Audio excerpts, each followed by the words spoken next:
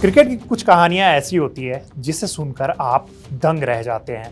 ये कहानी भारतीय क्रिकेट के उस दौर से शुरू होती है जब टीम इंडिया अपनी पहचान खोज रही थी और पूरे देश में लोग उम्मीद और निराशा के बीच फंसे हुए थे, क्योंकि भारतीय टीम बड़े मैच जीत नहीं पा रही थी, खिलाड़ियों का कॉन्फिडेंस टूट रहा था और पूरे सिस्टम पर सवाल उठ रहे थे। लेकिन इसी मुश्किल माहौल में एक चेहरा उभरा जिसने इस टीम की पूरी सोच बदल दी, और वो चेहरा था सौरव गांगुली का, जिन्हें पूरा देश आज दादा के नाम से जानता है, जो सिर्फ कप्तान नहीं थे बल्कि उस दौर में भारतीय क्रिकेट के लिए बैकबोन थे। लेकिन जितना ही बड़ा एक कप्तान होता है ना, उतनी ही बड़ी उसकी लड़ाई भी होती है, और दादा भी उस समय अपने सबसे मुश्किल फेज में थे, क्योंकि उनके बल्ले से रन नहीं आ रहे थे।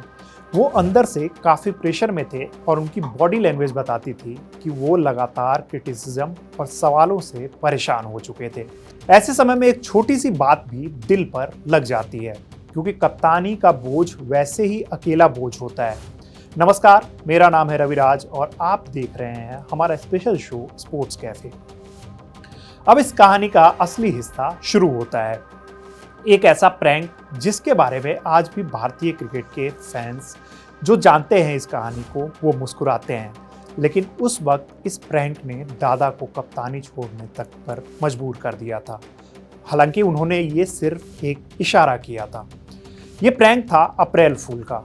दरअसल साल 2005 के आसपास टीम इंडिया पाकिस्तान के खिलाफ बड़ा मुकाबला खेलने वाली थी, और ये वो समय था जब युवराज सिंह, हरभजन सिंह, वीरेंद्र सहवाग, जहीर खान जैसे खिलाड़ी टीम के बड़े फेस बन चुके थे, और इन सब के गुरु, गाइड और बड़े भाई थे सौरव गांगुली।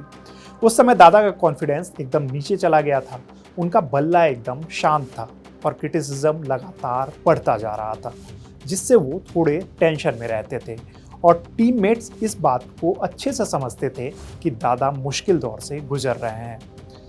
ऐसे में टीम के साथियों ने सोचा कि दादा को थोड़ा हंसाना जरूरी है, माहौल को हल्का करना जरूरी है। यही सोचकर हरभजन सिंह और सचिन तेंदुलकर ने एक प्रैंक प्लान किया। इस प्रैंक का आइडिया एकदम साफ था, एकदम सीधा था कि कोई शक ही नहीं कर सकता था। अब वो प्लान क्या था, आइए बताता हूँ। तो प्लान ये था कि एक फेक टाइम्स ऑफ इंडिया का फ्रंट पेज बनाया जाएगा, जिसमें लिखा होगा कि सौरव गांगुली ने मीडिया में अपने ही खिलाड़ियों के खिलाफ बातें कही है और उनका टीम से भरोसा उठ चुका है।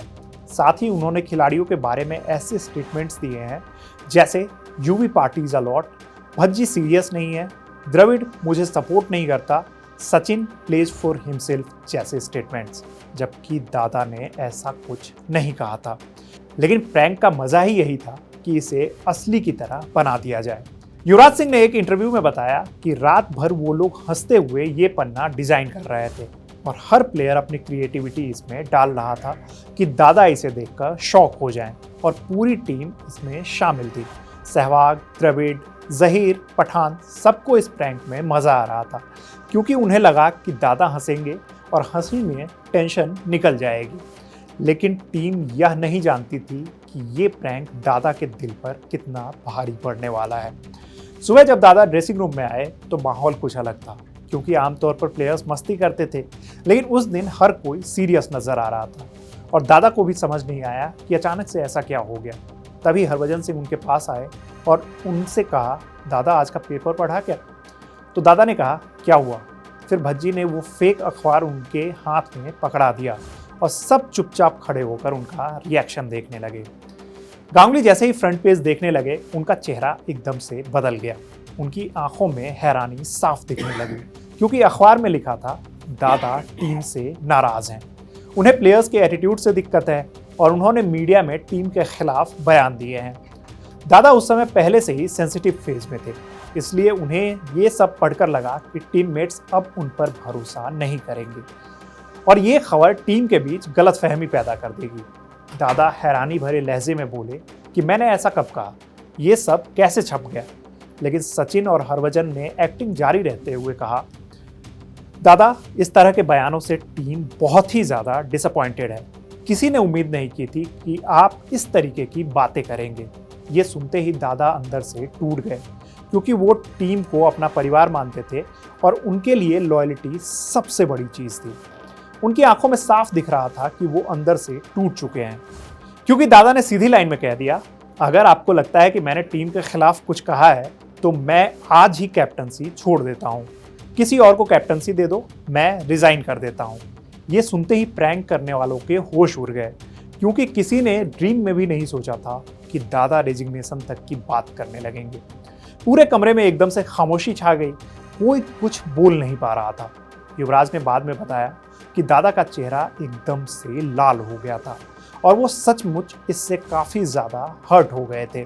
लेकिन उसी समय राहुल द्रविड़ का काम नेचर काम आया और वो आगे बढ़े और उन्होंने मुस्कुराते हुए कहा, दादा अप्रैल फूल। कुछ देर तक चारों तरफ खामोशी रही और फिर ड्रेसिंग रूम में मौजूद सभी लोग जोर जोर से हंसने लगे। हरभजन ने भी कहा कि दादा ये मजाक था।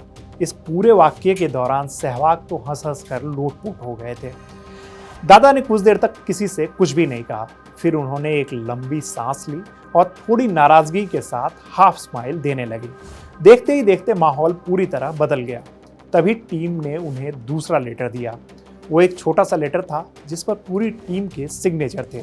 दादा ने उसे खोला और उसमें सिर्फ एक लाइन लिखी थी, दादा वी ऑल लव यू। ये लाइन पढ़ते ही दादा की आंखें भर आई। इस बारे में दादा ने कहा कि मेरी आंखों में ऑलमोस्ट टीयर आ गए थे, क्योंकि ये वही लड़के थे जिनके लिए मैं हमेशा लड़ाई लड़ता था।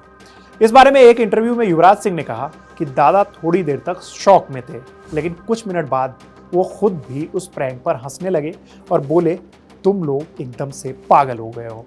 हालांकि उस प्रैंक के सिर्फ 15 मिनट बाद दादा को टॉस के लिए मैदान पे जाना था। वो झटपट में तैयार हुए। वो उसी कॉन्फिडेंस के साथ मैदान पे गए जैसा उन्हें पहले देखने को मिलता था और इस मैच को टीम इंडिया ने जीत भी लिया।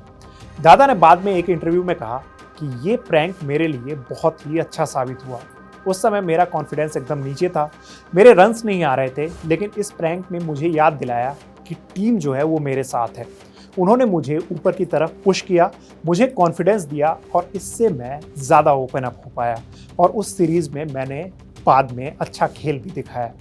और यही वजह है कि ये प्रैंक सिर्फ मस्ती नहीं था, ये इंडियन क्रिकेट टीम की बॉन्डिंग का सबसे बड़ा एग्जाम्पल था।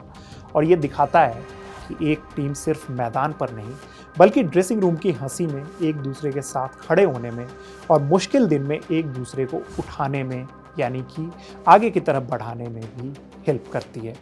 और इसी वजह से सौरव गांगुली सिर्फ कप्तान नहीं बल्कि दादा बने, टीम के बड़े भाई, गाइड और बैकबोन कहलाए। ये कहानी आज भी इसलिए याद की जाती है क्योंकि ये सिर्फ मजाक नहीं था, बल्कि ये उस भावना का प्रतीक था कि इंडियन टीम अंदर से एक परिवार थी और यही परिवार आगे चलकर दुनिया को दिखाने वाला था कि इंडियन क्रिकेट अब डरने वाला नहीं है, बल्कि इंडियन क्रिकेट में ऐसे प्लेयर्स आ चुके हैं जो किसी भी लड़ाई के लिए पूरी तरीके से तैयार हैं। तो इस कहानी में फ़िलहाल इतना ही। ये कहानी कैसी लगी आपको हमें कमेंट बॉक्स में ज़रूर बताइएगा। मेरा नाम है रविराज और आप देखते रहिए स्पोर्ट्स कैफ़े और कड़क। धन्यवाद।